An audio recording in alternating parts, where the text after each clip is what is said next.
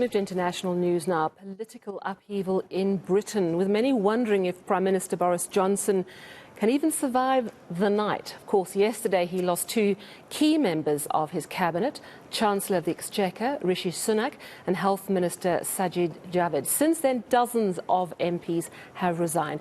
Johnson admitted that he failed to act against MP Chris Pincher, even though he knew he'd been accused of sexual assault. But of course, Boris Johnson has been under siege for some time. Let's get the very latest from our UK correspondent, Olly Barrat. Olly, good evening. The situation is changing so quickly. We know that he faced questions, Boris Johnson, this afternoon in the House of Commons. We understand this evening he could be getting told to quit at number 10. What is the latest? Yeah, and I will keep an eye on number 10 as we speak, because, as you say, things really are developing incredibly quickly at the moment. He had those two question and answer sessions in Parliament earlier. One is the weekly Prime Minister's question session. Then he had a liaison committee session, which is when heads of various Westminster committees, MPs, get together and they ask him questions about all sorts of government policy. And it was surreal at times. 2 hours Boris Johnson sat there, most of it being asked about things like climate change and energy policy and the cost of living crisis and what the government was doing to battle inflation. But interspersed with it, MPs would have to update Boris Johnson while he sat there on how many people were resigning from his government, because he wasn't getting any other updates. And they kept asking him, are you going to step down given all these resignations? And he kept saying that he doesn't intend to. He intends to stay in post. He was even informed during that session that cabinet ministers were gathering in Downing Street, it was reported, to greet him after he had finished that question and answer session with MPs, to tell him that he should resign. Now, we don't yet know whether Boris Johnson has entered that meeting in Downing Street or whether he's gone somewhere else en route. It may well still be going on. We certainly don't have an outcome from it, but we also do hear from sources in government at Downing Street that the mood is pretty bleak, that many people who work in Downing Street do expect that this is the end for Boris Johnson, but he has been defiant over the last 24-hour period, and some of his allies believe that even if a raft of cabinet ministers tell him that they think it's time for him to go, that he could even try and fight on. I mean, that's an interesting one, because recently he survived that motion of no confidence vote. And the rule is that they can't pull that against him again. They can't call for another vote of no confidence for a year. But we've seen this happen before, I think, against Theresa May. And within weeks, even though she survived that vote, she was out. So how do they get him out? Do they just keep piling pressure until he resigns? Or are there other mechanisms to actually oust him?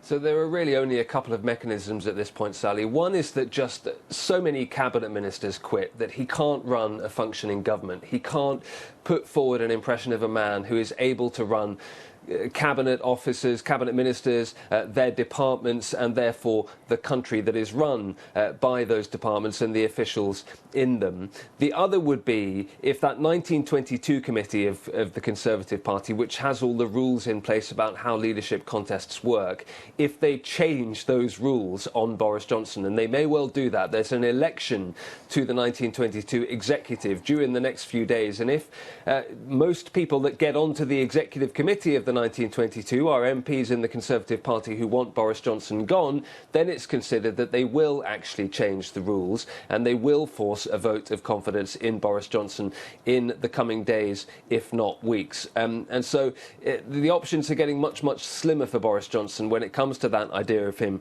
trying to fight on. And come back to that idea that if you do just have so many vacant government positions at the moment that you're finding it hard to fill them, your position starts to become very untenable looking very quickly. We've had around 38 government resignations in the last 24 hours. Boris Johnson's got a record he didn't want to get, which is to have the most resignations in a 24-hour period for any Prime Minister in modern history. So what happens if he goes, or whether he decides to resign tonight or in a few days' time, or is pushed to the point where he has to, or the rules are changed? Who takes over? How does it work? So there's a leadership contest, the first part of which is played out in the Conservative Party itself among parliamentarians. Unless there is an anointed successor that really the party can rally round very, very quickly, and that's not always the case. One scenario is that Boris Johnson does admit that the game is up and agrees to step aside when a new leader has been chosen. That is the scenario that many in the Conservative Party would like, because it means you get Boris Johnson to stay on as caretaker Prime Minister in the intervening period.